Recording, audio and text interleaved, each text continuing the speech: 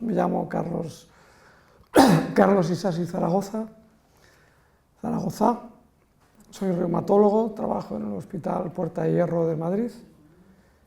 Llevo más de 30 años de reumatólogo y unos 10 años dedicado en particular a este problema que es la fibromialgia, fatiga crónica y las enfermedades autoinmunes que no responden al tratamiento.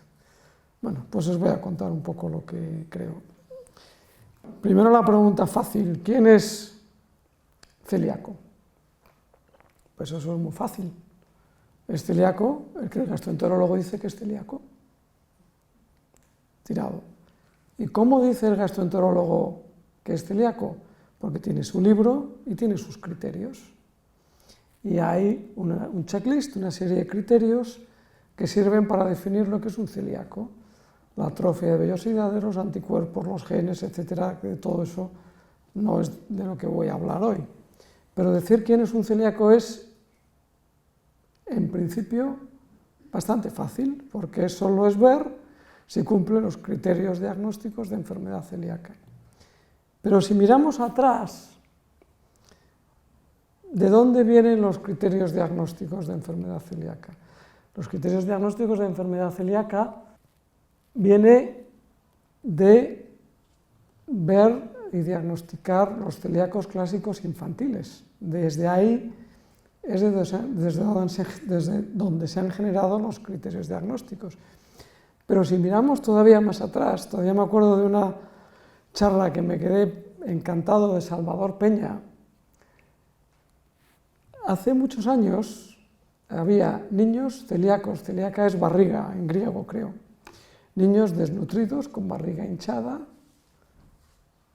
anoréxicos, y no se sabía lo que les pasaba. Hubo un momento en que estos niños celíacos se consideró que tenían un trastorno psicoemocional y se les consideró del mundo de las neurastenias, porque entonces como ahora un médico que no entendía lo que le pasaba a un paciente tendía a atribuirlo a lo psiconeurótico emocional. Y los niños celíacos en algún momento fueron considerados neurasténicos o funcionales. Luego ya se empezó a saber más, se vio alteraciones orgánicas, pero antes de que se entendiera lo que es la celíaca hoy, a los niños celíacos, cuando no se sabía qué era el gluten, se les trataba con dieta y se inventaban dietas. Y fue muy popular la dieta del plátano y les daban de comer solo plátano y mejoraban. Y lo hacían a voleo. Y luego estaba la dieta sin hidratos de carbono. Y no fue hasta la Segunda Guerra Mundial, esto se cuenta siempre, me parece que era un médico belga que cuidaba a estos niños, no tenía ni idea de qué les pasaba, de por qué. Llegó la hambruna de la Segunda Guerra Mundial y los niños celíacos mejoraron. Pasó la guerra, llegaron los aviones soltando trigo y los niños celíacos empeoraron. Y ahí se empezaron a dar cuenta de qué es el trigo. Y luego, cuando ya supieron que era el trigo, y claro, con el avance de la biología molecular, los análisis, los genes, etc., luego ya, biopsiaron, encontraron la atrofia de vellosidades y luego encontraron los marcadores analíticos, los anticuerpos, los genes, etc. Pero tiene cierto interés recordar la historia, porque cuando estaba pensando, ¿y qué cuento yo que es la sensibilidad al gluten no celíaca? Si no lo sé. Recordando la historia, me parece que estamos en un momento donde estamos tocando cosas, observando cosas, pero todavía no sabemos muy bien lo que hay debajo. La enfermedad celíaca clásica está bien definida. Tiene atrofia de vellosidades, tiene anticuerpos de celíaca positivos y tiene genes de celíaca positivos. No creo que eso haga falta recordarlo a este auditorio, a los que estáis aquí. Y eso define el celíaco. Tiene genes de celíaco. Sin genes de celíaco no se puede ser celíaco. Tiene anticuerpos y tiene atrofia de vellosidades. Fácil. Entonces es un esquema en el cual los genes y los anticuerpos posibilitan que se produzca, o es lo que genera, la atrofia de vellosidades. Sencillo. Entonces, ¿quién es celíaco? El gastroenterólogo o el médico se enfrenta a la celíaca, todos sabemos que tiene multitud de síntomas, digestivos y extradigestivos. A mí los que más me preocupan son los extradigestivos. La celíaca puede producir fatiga mental, dolor crónico, agotamiento, me duele todo, problemas psiquiátricos, está descrito. La lista de síntomas de la celíaca es enorme y además la celíaca se asocia a un montón de enfermedades autoinmunes. Entonces el médico se enfrenta a un montón de situaciones, esto se ha perdido, a un montón de situaciones en las que se pregunta, ¿es celíaco? ¿Puede ser celíaco? Desde luego es un avance en los últimos años que la posibilidad de que alguien sea celíaco esté en la cabeza de muchos más médicos, porque por lo menos lo busca. Pero la forma de responder a la pregunta es ver, o sea, aquí nos importa mucho cuál es el punto de vista del médico. El médico lo que se pregunta es celíaco o no es celíaco. En el fondo al paciente la pregunta ¿es celíaco o no soy celíaco? Le preocupa bastante menos. Al paciente lo que le preocupa es ¿puedo mejorar con dieta y con qué dieta? En este oficio mío es muy frecuente la dicotomía del que está sentado disfrazado de médico y del paciente, porque lo que le preocupa al médico con bastante frecuencia es diferente de lo que le preocupa al paciente. Al médico le preocupa si le puede meter en una de sus cajitas que viene en su libro para saber qué hacer. Y al paciente le preocupa otra cosa. A mí me da igual en qué cajita esté, yo quiero que me ayude. Entonces, para el médico es fácil. Mira a ver, hace sus pruebas. Y hay algoritmos de diagnóstico de la celíaca. Primero los anticuerpos, luego si los anticuerpos son positivos, la biopsia. Y si no tal, los genes. Y si tiene mucha clínica y los genes son positivos, aunque los anticuerpos sean negativos, entonces seguimos yendo a la biopsia. Hay algoritmos, pero los algoritmos de diagnóstico están todos basados en unos criterios para conseguir ver si el paciente reúne o no criterios diagnósticos. Al paciente eso le preocupa bastante poco, se deja hacer, pero al final lo que le preocupa es si el médico es capaz de ayudarle o no. Desde hace mucho tiempo, como decía Nacho, sabemos que hay pacientes que no pueden ser diagnosticados de celíacos porque no dan pruebas de celíaca positivas, pero responden a la dieta sin gluten. Y eso está descrito desde hace mucho tiempo y nosotros lo hemos visto muchísimas veces. Yo cuando empecé a trabajar con vosotros, era el tema de la fibromialgia, y fui a hablar con vosotros, con Manuela. Manuela, estoy viendo pacientes que parecen celíacos pero no lo son. ¿Me ayudas? Dijo, sí. Les empezamos a poner dieta, la asociación les empezó a explicar la dieta y empezamos a ver mejorías muy claras, pero no eran celíacos. Y a eso se le llama sensibilidad al gluten no celíaca. ¿Quién es sensible al gluten no celíaco? El que lo parece pero no lo es. Así de sencillo. El que lo parece mejora con dieta, toma gluten, empeora, pero no es celíaco. Y ese concepto, que es un concepto descriptivo, creo que sigue siendo el más válido hoy en día, porque sigue siendo, o sea, el concepto de enfermedad celíaca tiene algo fisiopatológico que sirve para entenderlo como un médico. los genes, los anticuerpos, la biopsia. En la sensibilidad al gluten no celíaca sigue siendo un término descriptivo. Parece celíaco, pero no lo es. Es sensible al gluten, pero no es celíaco. Porque el sensible al gluten no celíaco no vale esto. Algunos, como vamos a ver, algunos sensibles al gluten tienen parte de estos criterios, pero no todos. Pero no tenemos ningún marcador diagnóstico que sirva para diagnosticar la sensibilidad al gluten no celíaca. En la celíaca tenemos los anticuerpos, antitransglutaminasa, antipéptido de aminado de gliadina, antipatatín y antipatatán. En la sensibilidad al gluten no celíaca eso no existe. No tenemos una prueba que nos sirva para diagnosticar a estos pacientes, lo cual a los pacientes les sienta fatal y a los médicos también, porque ¿cómo les diagnosticamos? Entonces eso lleva a que algo que es una realidad, que hemos visto muchas veces, todavía en muchos foros se diga es una moda, es un invento, es una entelequia. Lo que no es una entelequia ni de coña es ver a gente que yo estoy viendo aquí, que sé que está sufriendo, que sufre, y otros sé que han dejado de sufrir. Eso no es una entelequia, el sufrimiento no es una entelequia. Ah, no, pero la sensibilidad al gluten no celíaca es un invento y una mierda. Es una realidad que tenemos que entender mejor. Perdón por la que se está grabando.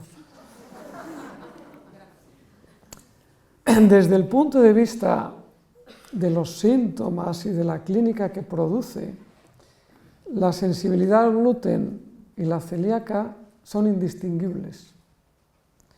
Producen los mismos síntomas. No hay forma de decir, si tiene estos síntomas es celíaco y si tiene estos síntomas es sensible al gluten. El espectro sintomático es el mismo. O incluso yo diría que la sensibilidad al gluten no celíaca es más complicada. El celíaco fácil es fácil. El sensible al gluten no celíaco con bastante frecuencia es... O sea, la sensibilidad al gluten no es una enfermedad celíaca light, como el término sensible al gluten podría querer decir. No, es un problema a menudo mucho más complicado y más difícil, y son más sensibles. Entonces los síntomas no nos valen. Hay un concepto que está claro desde hace unos cuantos años, que es, bueno, es que hay en los adultos la celíaca clásica deja de expresarse como celíaca clásica, y en los adultos, el adulto celíaco puede no tener atrofia de vellosidades y los anticuerpos son negativos, porque los anticuerpos de la celíaca sirven para detectar la atrofia de vellosidades. Pero en la celíaca hay atrofia de vellosidades y la linfocitosis intraepitelial, el famoso MARS1. Pero claro, un paciente, el gluten le puede estar dañando, puede tener en el intestino solo linfocitosis intraepitelial o MARS1, y entonces los anticuerpos son negativos. Entonces hay descrita una entidad, que son pacientes que tienen genes, y estoy viendo alguna ahora mismo, que tienen genes de celíaco, que tienen linfocitosis intraepitelial, pero los anticuerpos son negativos. Entonces, ¿qué ha hecho el gastroenterólogo? Ha hecho, esos también son celíacos. Y le llamamos enfermedad celíaca MARS1, lo cual es un contrasentido intrínseco.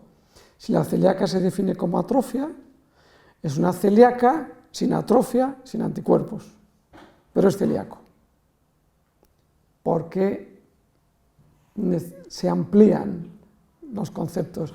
Y si le miramos cosas muy específicas y muy biotecnológicas en las biopsias, encontramos que aunque no tiene anticuerpos en sangre, los tiene ahí escondidos en el epitelio. Y tiene IgA Vale, pues entonces ya es celíaco, estamos tranquilos. Hemos cambiado las fronteras de lo que es la celíaca, y en las fronteras de lo que es la celíaca, bueno, estos son los famosos linfocitos intraepiteliales. Esto es una vellosidad, esto es otra vellosidad intestinal, que tienen forma normal, son delgadas y alargadas, pero todos esos puntitos son los famosos linfocitos, que normalmente no debería haber tantos. Y estos son fotos de pacientes con anticuerpos de enfermedad celíaca negativos, con genes de enfermedad celíaca presentes y con muchos linfocitos. Esto es el MARS1, es esto. Entonces a esto, linfocitosis intraepitelial con análisis negativos pero con genes positivos, se le llama celíaca MARS1, ¿vale? Entonces ya hemos puesto la barrera aquí. Ahora la celíaca ya la ampliamos hasta aquí, pero seguimos teniendo la sensibilidad al gluten no celíaca. Pero esto no vale. Yo os puedo contar, por ejemplo, dos ejemplos de la consulta de ayer. Una mujer que viene por fibromialgia, fatiga crónica. Tiene una hija celíaca. Ella es de Q2, pero no el de Q2 FETEN, el de Q2.5 de los celíacos, es de Q2.2. Ya es solo, tiene de los dos fragmentos que forman el haplotipo de la celíaca, esto Nacho lo cuenta mucho mejor que yo, solo tiene uno de los dos alelos, solo tiene la mitad. O sea, celíaca clásica no va a ser. Tiene los anticuerpos negativos y la biopsia duodenal mirada con las mejores manos es normal. O sea, no es celíaca ni de coña. Y no es ni siquiera celíaca MARS1, porque ni siquiera tiene linfocitosis intraepitelial. Pero le pones a dieta sin gluten y recupera vida normal. La vi ayer. Intentar meter a los pacientes en esquemas predefinidos no funciona. Esa paciente no funciona. Y además me decía, no, y además es que yo no puedo comer lo que mi hijo. Yo, si tomo maíz, me salen llagas en la boca. O sea, está en el espectro de la celíaca, porque tiene el DQ2 y porque tiene un hijo celíaco. Pero como le pasa a muchos sensibles al gluten y a no pocos celíacos, el maíz le sienta mal. No puede comer los productos fabricados para celíacos de sus hijos y si toma maíz, le salen llagas en la boca. No encaja. Está en el mundo de esto que estamos hablando, no es clasificable como celíaca MARS1, pero tiene que ver con la celíaca, porque tiene un hijo celíaco y ha mejorado con dieta sin gluten. Esto es un ejemplo típico de lo que estamos viendo ahora. Sin embargo, ayer fue un día más o menos agradable. Ayer vi una paciente diagnosticada de fibromialgia, miastenia, agotamiento, hipotiroidismo. Esta era más fácil, porque era de Q2 y MARS1. Era clasificable como celíaca MARS1. Y la vi ayer, ha dejado la medicación, lleva un año con dieta o más, ha dejado la medicación de la miastenia, no toma nada, y me dice, no, el fin de semana pasado estuve en el concierto de no sé quién, y el otro en el concierto de no sé quién, y doy clases de aeróbic. Esa la podríamos clasificar aquí. Nos vendría muy bien el diagnóstico de celíaca MARS1 asociada a enfermedad autoinmune, asociada a la miastenia y ha mejorado de todo, fantástico. Pero yo sé que lo que estamos viendo es un mix. Lo que tenemos es un puzzle. Y cuando las piezas del puzzle nos encajan en una de las cajitas predefinidas, le calzamos un diagnóstico. Pero en el fondo lo que estamos viendo son piezas de un puzzle. Bueno, esto fue hace tiempo, que fue cuando conseguimos publicar que costó la linfocitosis intraepitelial de los pacientes con fibromialgia que mejoraban con dieta sin gluten. Y está el tema de hacer provocación. Bueno, para confirmar que un paciente es... O sea, de nuevo volvemos a la historia. Todavía recuerdo cuando Lola García Novo, me contaba que ellos hacían las 3 biopsias y la provocación con dieta sin gluten. Y era de norma hacer provocación con gluten y rebiopsiar para confirmar el diagnóstico de la enfermedad celíaca. Dijo, todavía me acuerdo de un niño que le provocamos y se hizo diabético. Desde entonces ya me dejó de gustar hacer la provocación. Ahora, cuando estamos aquí, los conceptos oficiales, que dicho sea de paso, están hechos por gastroenterólogos, dicen, hay que hacer provocación, y hay que hacer provocación doble ciego. Y yo le digo, hombre, a mí que hagas provocación a un paciente para ver si le da diarrea, ¿qué quieres que te diga? Me da lo mismo y me parece bien. Pero hacerle provocación a un paciente a ver si no se puede levantar de la cama o a ver si tiene un brote de enfermedad autoinmune es un poquito diferente. Entonces, yo creo que la provocación está muy bien voy a decir una barbaridad.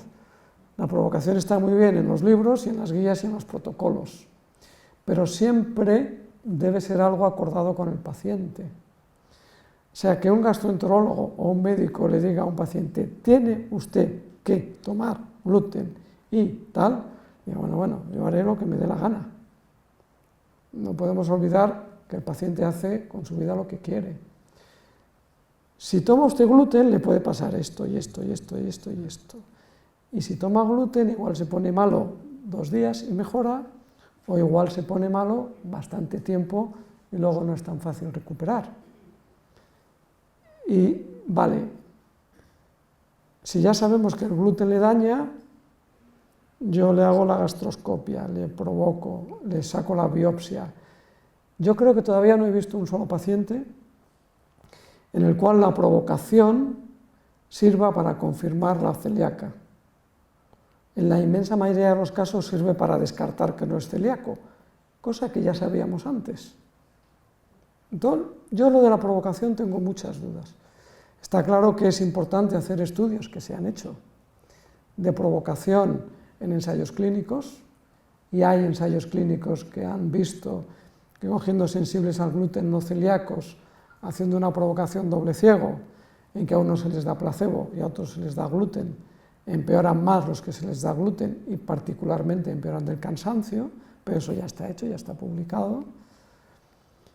Y al final, salvo que se vaya a hacer en un contexto de investigación, en un ensayo clínico formal, yo creo que hoy, por lo menos en mis pacientes, la provocación queda para el paciente que ha hecho 4 cosas a la vez, como una paciente que contaré luego, y que no sabe por qué ha mejorado.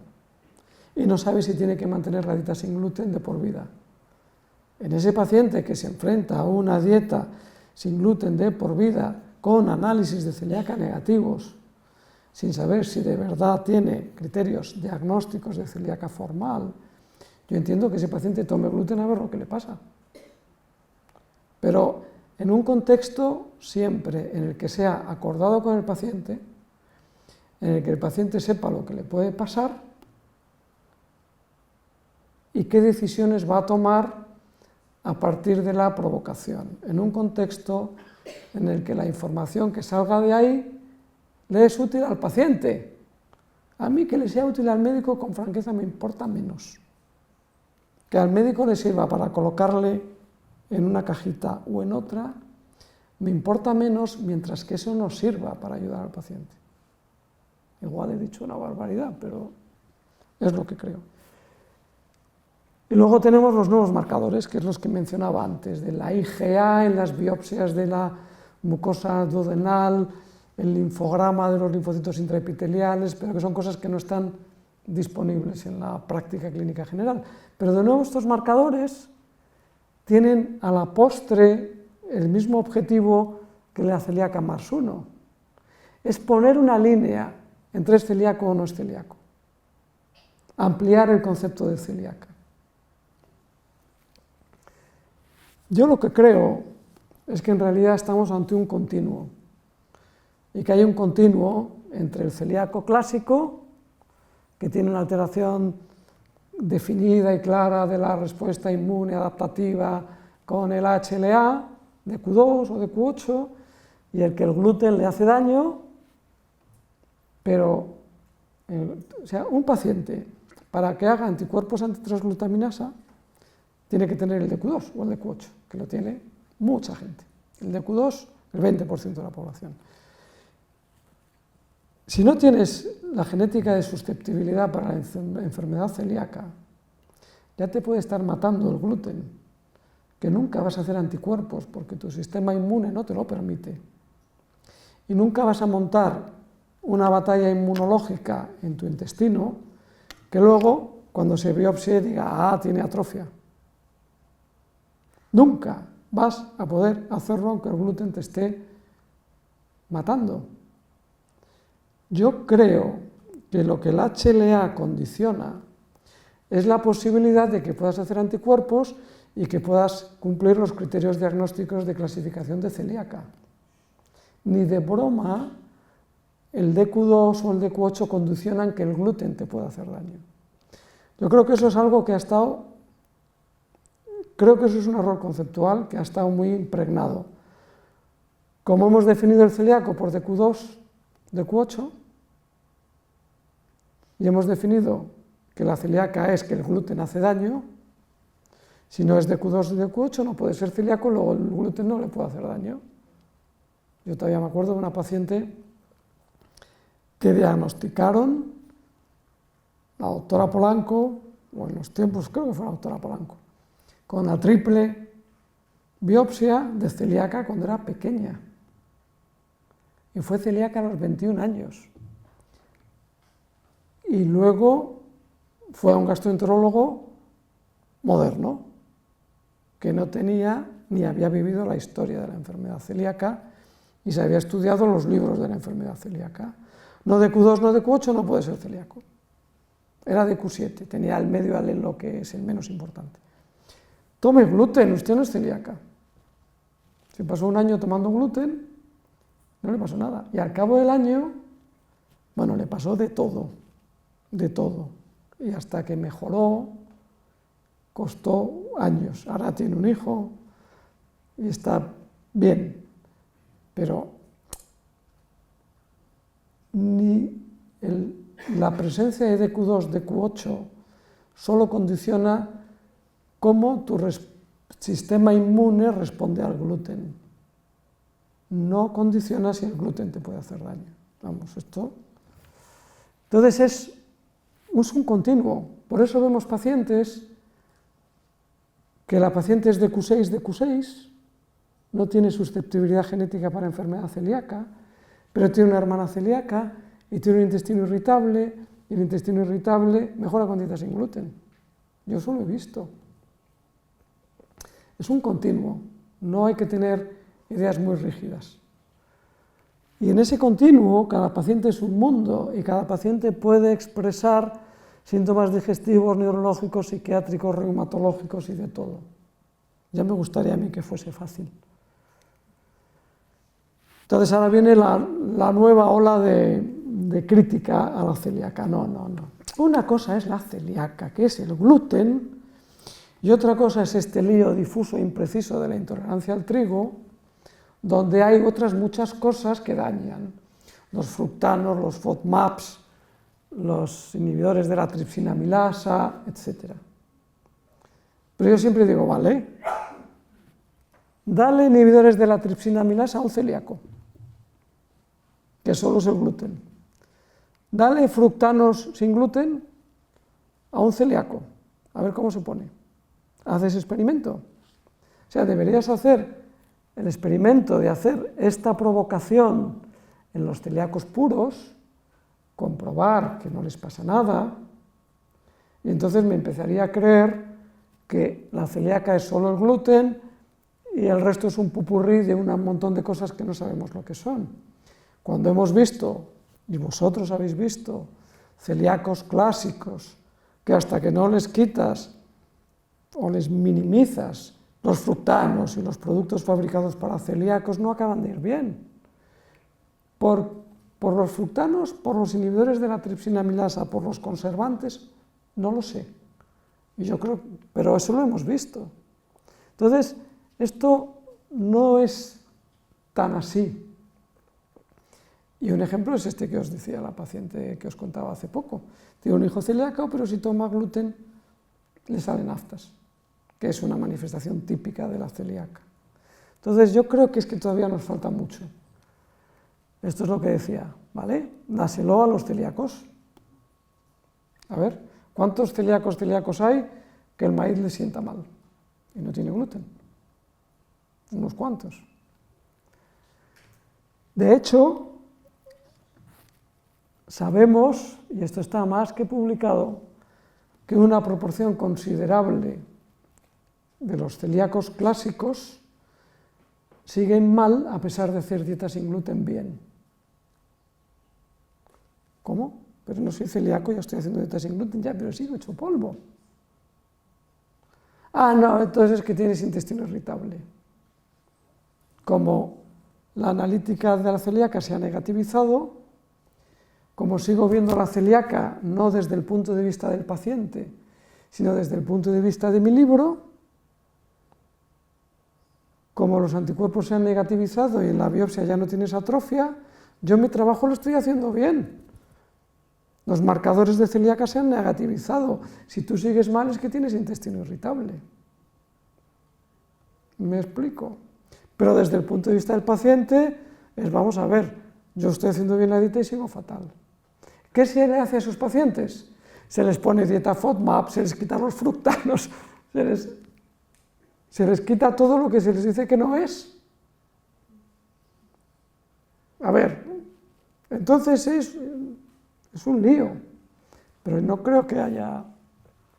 Y se les hacen todo el recorrido típico.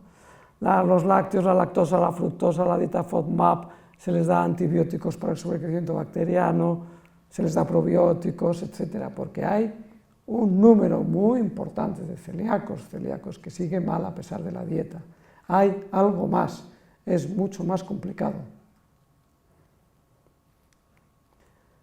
Entonces mi perspectiva es esta es de cuando me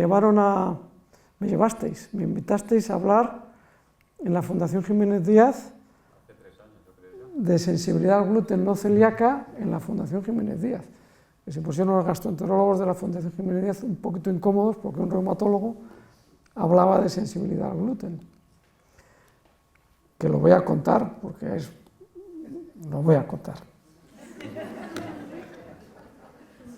Entonces, hablaba de esto de la sensibilidad al gluten, los MARS1, entonces conté pacientes MARS1, de Q2 y este lío.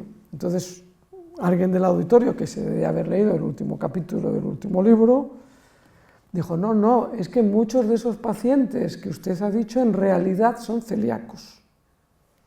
Y yo le dije, hombre, celíacos no son, porque no tienen atrofia y no tienen anticuerpos.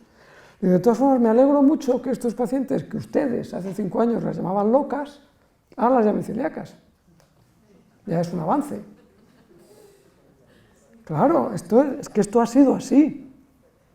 Y ahora pacientes que yo diagnostico de sensibilidad al gluten no celíaca, el gastroenterólogo le dice que es celíaco, porque tiene un MARS1. Ilustra bien, o intento ilustrar, cómo esto es un lío y que todavía no están las cosas claras. Entonces, para mí, esto es una diapositiva un poquito más técnica, pero me atrevo a ponerla. La sensibilidad al gluten es un problema sistémico autoinmune. El paciente con sensibilidad al gluten que tiene... Bueno, ¿para qué lo voy a leer si ya lo he contado? La teoría del iceberg. Esto es lo que se ve cuando vas en superficie. Sabéis que solo el 10% del hielo flota. Esto es una metáfora que se repite siempre. El 90% del hielo está debajo del agua y no se ve. Esto es el iceberg. Esto es lo que somos capaces de ver y detectar con nuestra tecnología. con nuestros análisis, con nuestros anticuerpos, con nuestras biopsias. Y a esto le llamamos celíaca. Hay algo bastante más grande que no sabemos muy bien lo que es. Y yo creo que la celíaca clásica solo es la punta del iceberg que hemos sido capaces de reconocer y definir, bueno, yo no, que los que han venido antes han sido capaces de reconocer y definir, y que es solo el emergente de algo mucho más grande. Y me atrevo a decir otra cosa. Esto ya es un poco ecologista. Todos sabemos que el gluten le daña a los celíacos, todos sabemos que el gluten es un invento del ser humano, que el trigo tal como lo conocemos hoy es un invento del ser humano que no ha existido sobre la faz de la Tierra. Somos capaces de entender que el ser humano fabrica coches y los coches matan a la gente, y que los accidentes de tráfico son una consecuencia directa de cómo el ser humano modifica su entorno. La enfermedad celíaca es una consecuencia directa, pero mucho más difícil de apreciar, de cómo la modificación del entorno que ha generado el ser humano daña a las personas. Eso está claro. En este mundo mucho más amplio, yo creo que estamos viendo cada vez más pacientes, que estamos viendo pacientes que no veíamos, que yo no había visto en mi vida, y yo creo que en esto, que ahora vamos a llamar así a mogollón intestino permeable, tiene que ver la sociedad en la que vivimos, los antibióticos que tomamos, el resto de comida que comemos, etc. Eso es lo que yo creo, que la sensibilidad al gluten no celíaca o el intestino permeable es algo mucho más amplio y creo que también es consecuencia de lo que nosotros estamos haciendo en nuestra sociedad. Eso es lo que creo. ¿Es celíaco? No es la única pregunta relevante. Para mí ni siquiera es la pregunta relevante. Hombre, es muy importante decirle a un paciente, ¿tiene usted criterios diagnósticos de enfermedad celíaca? ¿Es un celíaco reconocible y se le puede poner un sello para que vaya con su informe por todo el mundo y no le digan que porque hace dieta? O sea, esto es importante, todavía es muy importante, pero no es la pregunta más importante para mí. Para mí la pregunta más importante es cómo conseguir que la gente deje de sufrir. Y en algunos casos estamos cerca y en otros menos cerca. Esto es algo en lo que, bueno, fibromialgia de gastrointestinal link, la relación de la fibromialgia y el intestino está propugnada desde hace muchos años, esto es del 2010. Debajo el concepto es lo que se llama el síndrome del intestino permeable, y debajo de todo esto hay un montón. Yo siempre digo que hay cosas que sabemos, porque vienen en los libros. ¿Es celíaco? ¿No es celíaco? Hay cosas que observamos. Hay muchos pacientes que mejoran con dieta, pero no son celíacos. Y también me voy a atrever a decirlo, en este mundo la dieta sin almidón, los gram negativos, el síndrome de la candidiasis, incluso me voy a meter con los de la histamina, los test de intolerancia alimentaria, todo eso, hay muy poca ciencia. Entonces, dependiendo a quién vayas, te hará aquello en lo que cree y quizás de lo que vive. Si tú vas al que hace pruebas de intolerancia alimentaria, te hará pruebas de intolerancia alimentaria y te tratará con la intolerancia alimentaria. Si vas al que hace pruebas de histamina, porque es en lo que cree, te hará pruebas de histamina y te pondrá dieta de histaminosis. Si vas al que cree que todo es sobrecrecimiento bacteriano, te dará el Spiraxin. Y si vas al que cree que es un parásito oculto en el intestino, te mandará unos análisis de Giardia que saldrán en determinado laboratorio positivo por mucho que tu hospital diga que no tienes giardia. Y te encontrará la giardia y te dará el antibiótico para la giardia. Cada uno va a hacer aquello en lo que cree y de lo que vive y de lo que su experiencia le dice que funciona. Pero yo creo que en todo este mundo todavía, bueno, y si vas al de la Cándida, te quita el almidón, te quita todo. Yo he pasado por todo esto, por todo no, por lo de la histamina no he pasado.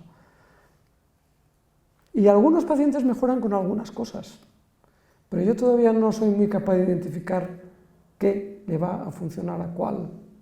Creo, y esto yo lo digo mucho en la consulta, creo que el médico oficial ortodoxo, cuando ve a un paciente que está malo, comete un error, que es necesita una argumentación basada en datos objetivados por pruebas para poder ponerle un tratamiento al paciente. Y si no encuentra pruebas positivas, no sabe qué hacer. Y entonces le dice fatiga crónica o fibromialgia. Creo que en el mundo alternativo, véase, todo esto, pasa lo mismo. Siguen necesitando hacer una prueba que dé un resultado que les da un argumento para tomar una decisión de tratamiento. Y en mi experiencia no funciona muy bien. Yo quizás veo los pacientes que no van bien, pero yo he visto pacientes que han pasado por la dieta de la histaminosis y han empeorado o no les ha valido para nada. He visto pacientes que les han puesto, yo a veces pongo tratamiento con antibióticos, porque a veces va bien, pero otras muchas veces no, y le pones el antibiótico para la giardia o el antibiótico para el sobrecrecimiento bacteriano y no va. Entonces es muy complicado. Esta es una paciente que he visto esta mañana, que le he hecho la foto porque me ha llamado la atención. Es una mujer joven que lleva 10 años con síndrome de fatiga crónica. Entonces va a un médico que le hace las pruebas de la histamina. Le quita todo esto y el pescado blanco. Y además hace otra serie de cosas y le da otra serie de suplementos. Y la paciente está encantada. Y digo, fantástico. ¿Y ahora qué hacemos? Pues dos opciones, cruzar los dedos y sigo igual. O tomo pescado blanco.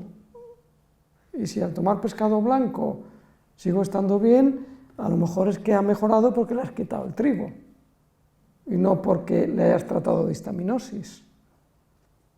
Es un lío. Yo sé que aquí esto ofenderá a la gente que se dedica a la histaminosis, pero yo creo, como vengo aquí a decir lo que creo, que es un lío monumental. Que hay pacientes que mejoran con la dieta de la histaminosis, de los míos pocos.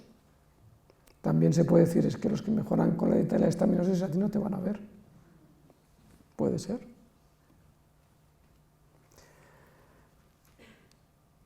Este es el concepto del intestino permeable. El intestino permeable está lleno de bacterias, de alimentos, el intestino normal está lleno de cosas y nosotros somos un tubo y el intestino es un medio externo a nosotros, no es nuestro interior.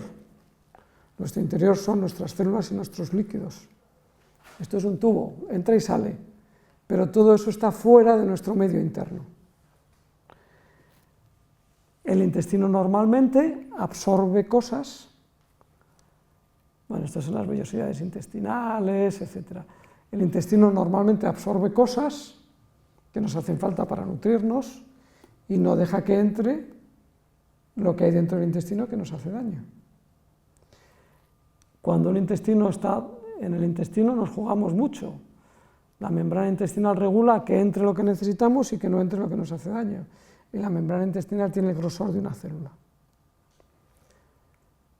Cuando la membrana intestinal se estropea, y esto es lo que se llama el intestino permeable, entra de todo, por ahí.